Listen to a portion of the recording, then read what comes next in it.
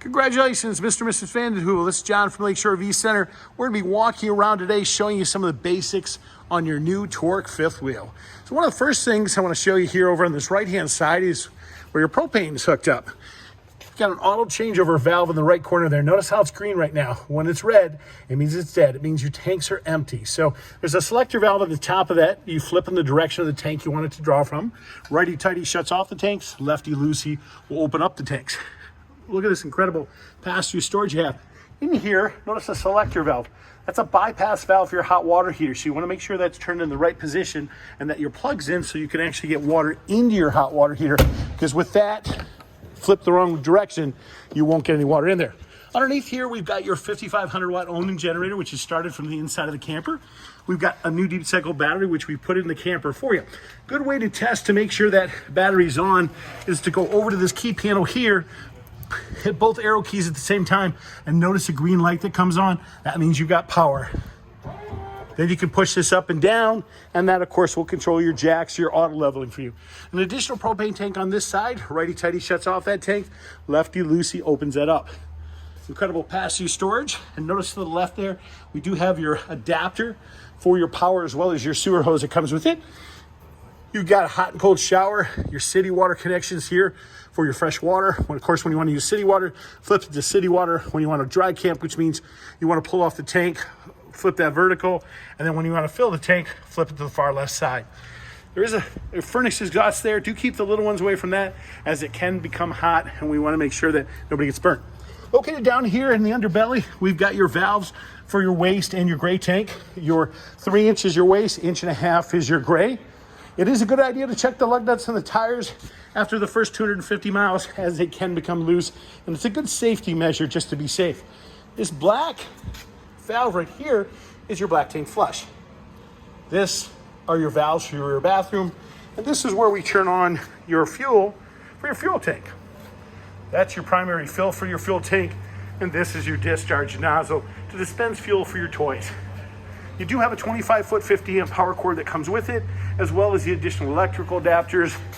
There's your ladder. It is rated at 250 pounds. You simply pull those pins and swing it forward. Your patio in the back with a rear power awning, of course. That's all push button from the inside. We're going to walk to the inside and show you some of the basics on that.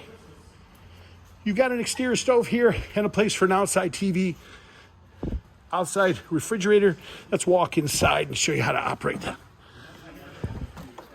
Carbon monoxide, which is located right down there by the floor.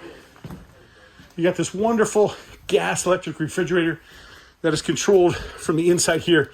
You simply pop that open. The controls are right there to turn that on. Notice it lights up. You adjust the temperature. Auto simply means it will go to the most convenient power source, and you can force it to go to gas or electric. And then, of course, adjust the temperature settings with the far right button. Generally, I'll keep it up at 5. There's the instructions right there on the side of the door for you. In addition, overhead lights and fan switches right there. Your stove. When you go to ignite your stove, real simple operation. Fold back the cover.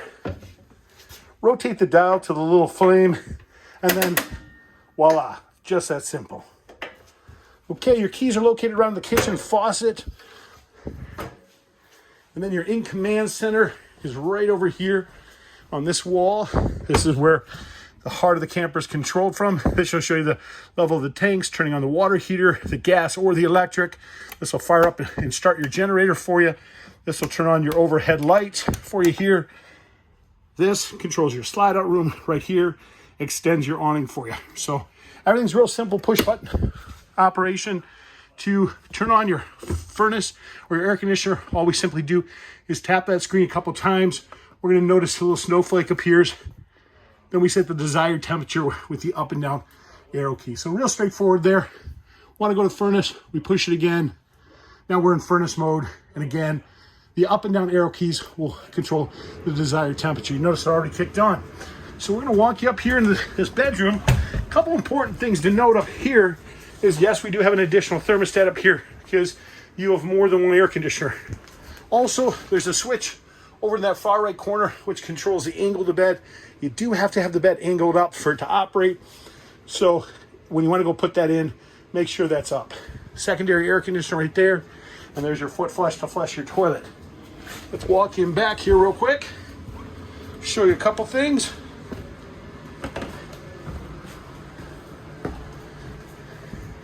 Okay, you guys, you got an emergency escape window to the right here. Your patio steps for your patio. There's that 25-foot power cord I was telling you about. Those are ram airs. They allow fresh air into the camper. You want to power down your beds if you want both beds to come down. Very important that you remove those upper pins. If you don't, only the bottom bed will come down. And that is simply controlled from here.